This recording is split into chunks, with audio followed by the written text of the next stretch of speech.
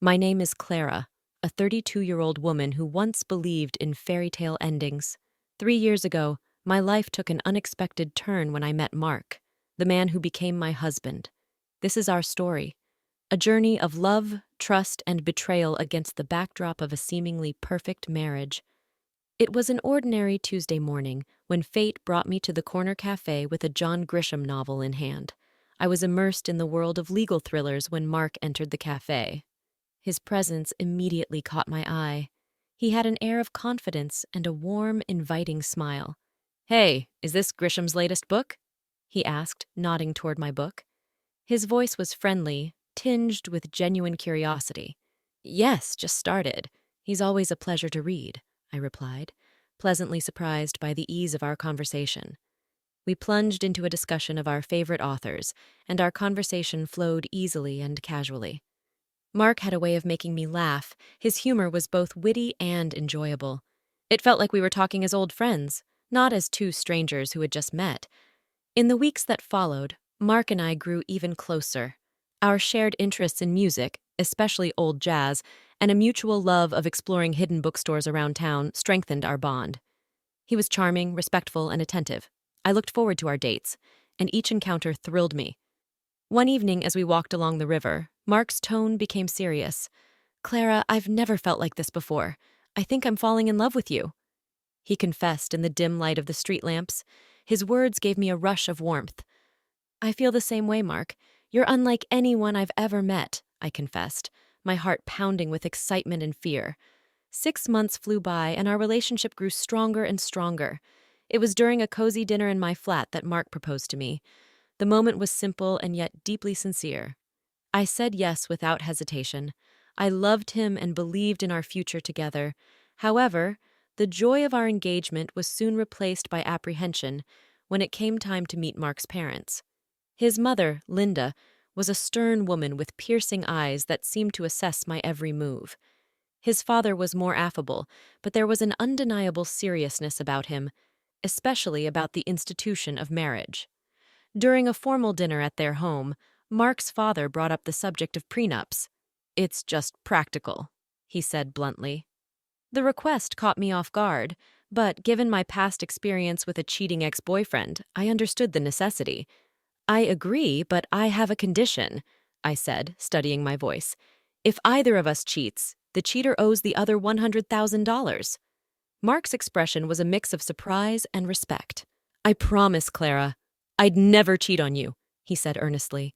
I wanted to believe him, to trust that this time my heart was safe. Our wedding was a beautiful affair, filled with laughter, dancing, and promises of forever. The first year of our marriage felt like living in a dream. We traveled to romantic destinations, enjoyed quiet evenings at home, and supported each other's ambitions. Mark was not just my husband. He was my best friend, my confidant. After the whirlwind of our wedding, Mark and I settled into married life with an ease that surprised even me. Our first year was like living in a bubble of happiness, untouched by the outside world. Our honeymoon in Paris was a dream. Strolling along the Seine, we were just two lovebirds lost in a city of love. "Can you believe we're here?" I asked Mark one evening as we watched the Eiffel Tower light up. He pulled me close and said, "With you, I can believe anything. This is just the start for us, Clara." Those days were filled with laughter, romantic dinners, and promises of a future together.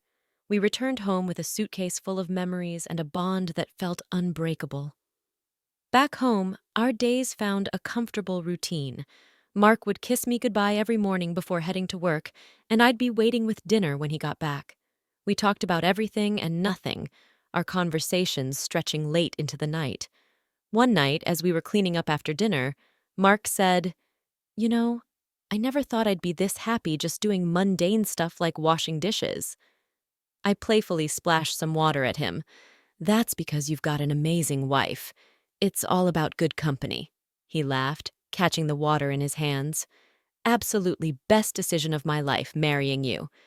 Despite our happiness, there was growing pressure from outside, the expectation of starting a family.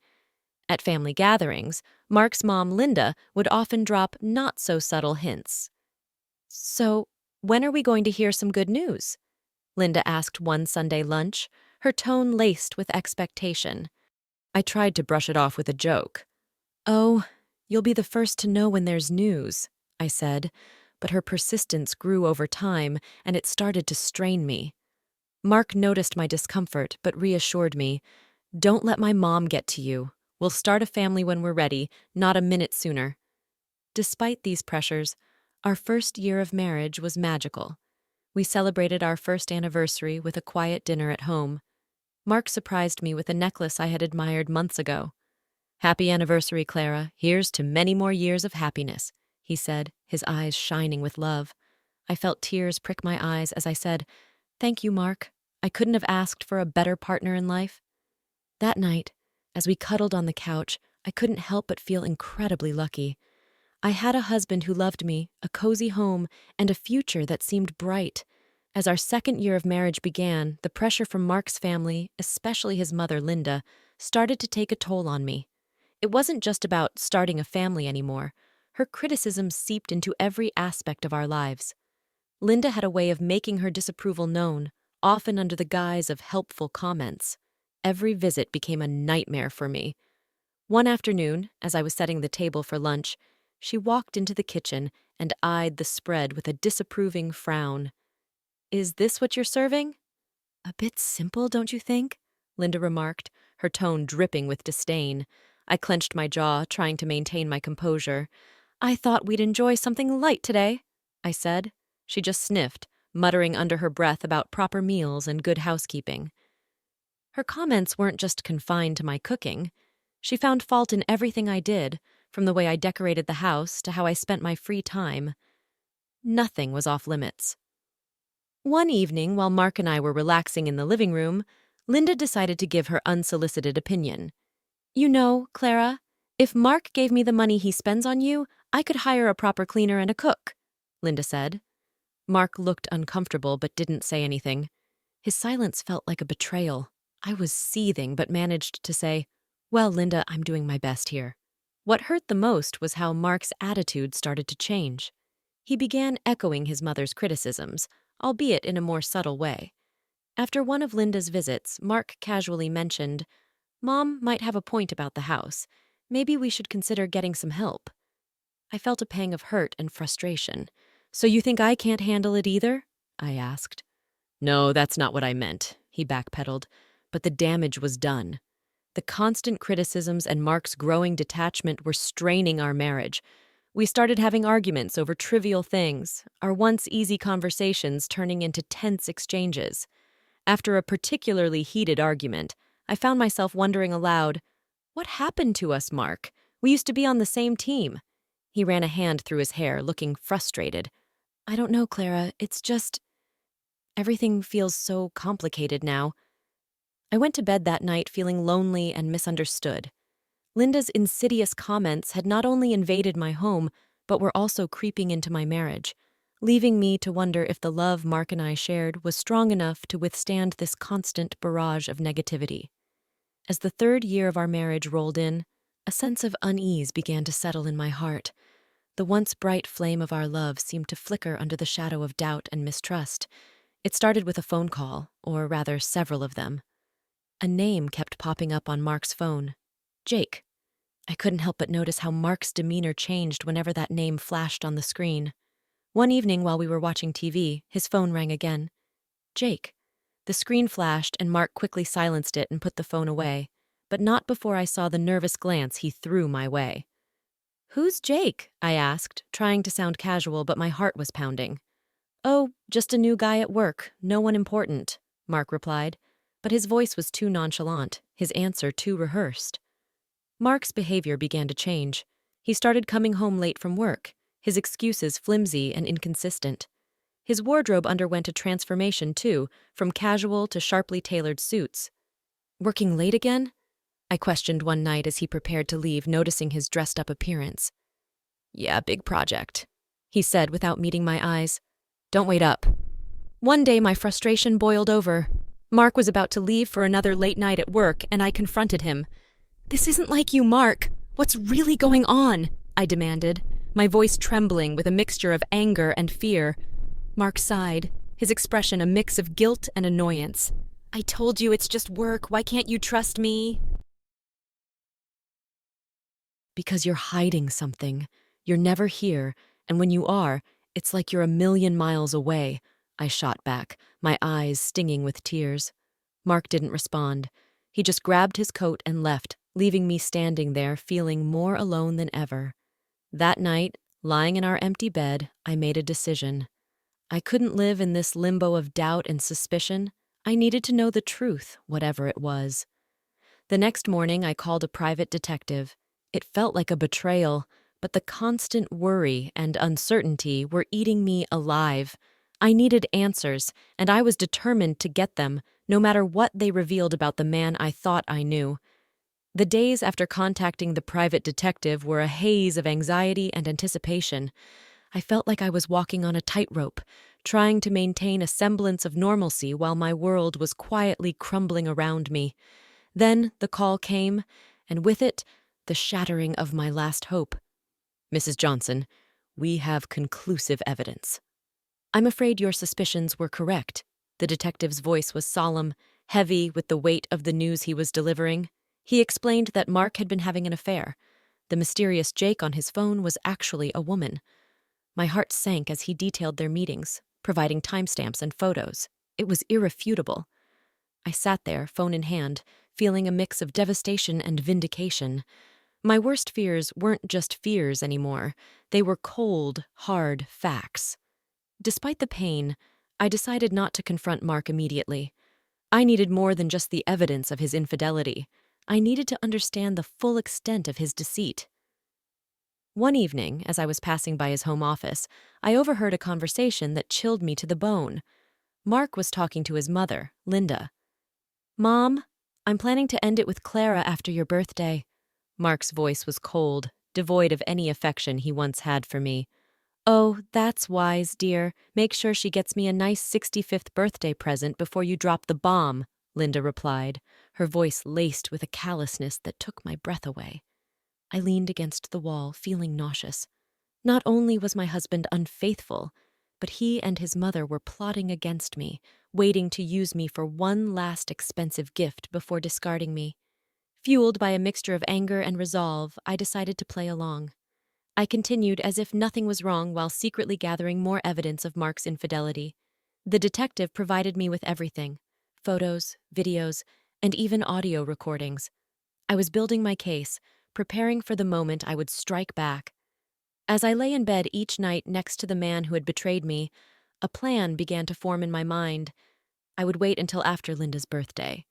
I would give them the illusion of victory, let them think they had outsmarted me, but when they least expected it, I would reveal everything and turn the tables. As Linda's 65th birthday approached, I put on a mask of ignorance, acting as though everything was normal. Inside, I was a cauldron of emotions: anger, betrayal, and a fierce determination to see my plan through. A few days before the birthday, Linda casually mentioned her upcoming celebration during a family dinner. "So, Clara, I'm expecting a grand 65th birthday. You must have planned something special for me," she said with a sly smile, clearly anticipating a lavish gift. Keeping my emotions in check, I replied with faint enthusiasm, "Of course, Linda, I've arranged a dinner at the city's most luxurious restaurant. It'll be a night to remember." Her eyes lit up with glee, not realizing the trap I was setting. "Oh, how wonderful. I can't wait. Just a small family gathering, right?" "Yes, very intimate and exclusive. Just for close family," I confirmed, my words laced with hidden irony. Later that night, Mark approached me, a hint of suspicion in his voice. "That's quite a generous plan for Mom's birthday. Are you sure about this?" I looked at him, maintaining my composure. "Absolutely. It's a significant birthday, and I want to do something special for her." Mark seemed appeased, but I could tell he was puzzled by my willingness to indulge his mother. As the day of the dinner drew near, I took care of the final arrangements. I confirmed the booking in Linda's name, rechecked the guest list, and made sure everything was set for the grand evening.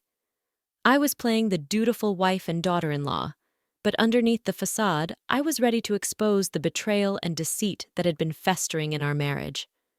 The night before the dinner, as I lay in bed, I couldn't help but feel a twisted sense of satisfaction. I was hours away from turning the tables on Mark and Linda.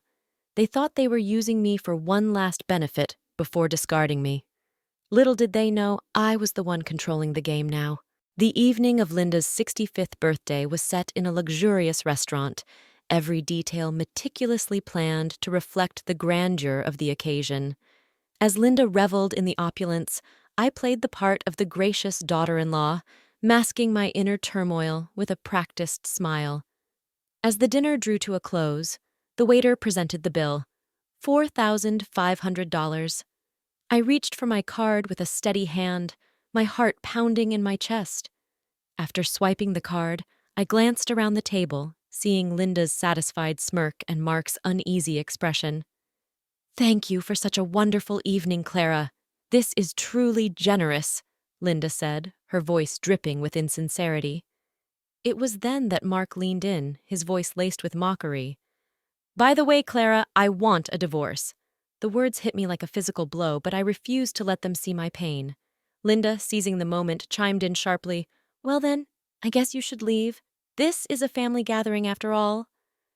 Without a word, I stood up and left the restaurant, my dignity intact despite the turmoil inside. As I walked away, I pulled out my phone and swiftly canceled the payment. Then, with a few more taps, I blocked the shared account, ensuring Mark couldn't cover the cost either. Back at home, I packed my belongings quickly, the finality of my actions setting in. I was leaving this chapter of my life behind, stepping into an uncertain but hopeful future. Soon my phone erupted with calls. I answered, and Linda's voice, shrill with rage and panic, filled my ears. The payment didn't go through. The restaurant staff called the police. "What have you done?" Her words were a cacophony of anger and disbelief, but I remained silent, letting her tirade wash over me. This was their doing, their betrayal and manipulation coming back to haunt them. After hanging up, I looked around the empty house, a place once filled with dreams and love, now just a hollow shell. I took a deep breath, stepped out the door, and didn't look back. Their calls continued, desperate pleas for help that I no longer felt obliged to answer. I had made my move, exposed their deceit, and now it was time for me to rebuild, away from the lies and the pain that had defined my life for far too long. After leaving my marital home, I spent a restless night at a friend's place, my mind racing with what needed to be done next. The morning sun brought with it a sense of clarity and determination. It was time for the final confrontation. I arrived at the house to find Mark and Linda waiting, their faces a mix of anger and confusion. Clutching the divorce papers and the evidence of Mark's infidelity, I steeled myself for the battle ahead. Linda was the first to break the silence, her voice dripping with scorn. "So, you've come crawling back after embarrassing us like that?" I met her gaze, unflinching. "I'm not here to crawl. I'm here for a divorce." Mark, who announced ours divorce a day ago, suddenly tried to win everything back. "Clara, can't we talk about this? It was a mistake. I cut him off, holding up the evidence. "Save it, Mark. Your mistake was ongoing and well documented." Linda scoffed, trying to regain control. "You think you can just walk away and leave us with nothing? You're nothing without us." I laid the divorce papers on the table. "Actually, it's you who will be leaving me with something. According to our prenup, Mark owes me $100,000 for his infidelity." Mark's face went pale, and Linda's eyes widened in shock as they scrambled to respond. I felt a weight lifting off my shoulders. This was it. The end of the lies, the deceit, and the pain. "You can try to fight this, but the evidence is clear. I suggest you pay up and move on," I said, my voice steady. Mark looked defeated, and Linda was speechless, her usual bravado gone. Without further words, I turned and walked out of the house, the door closing behind me with a finality that felt like freedom. The calls and pleas that followed fell on deaf ears. I had closed that chapter of my life for good. In the end, they paid. Mark had to borrow from his parents, but I didn't care where the money came from. It was a small compensation for the betrayal, but more importantly, it was closure. As I sat in the lawyer's office, signing the last of the papers, I felt a sense of peace. The journey had been painful, full of betrayal and heartache, but I had come out stronger, more resilient. I walked out into the sunlight, a free woman, ready to start anew. The future was uncertain, but it was mine to shape. After all the darkness, I finally felt like I was stepping into the light.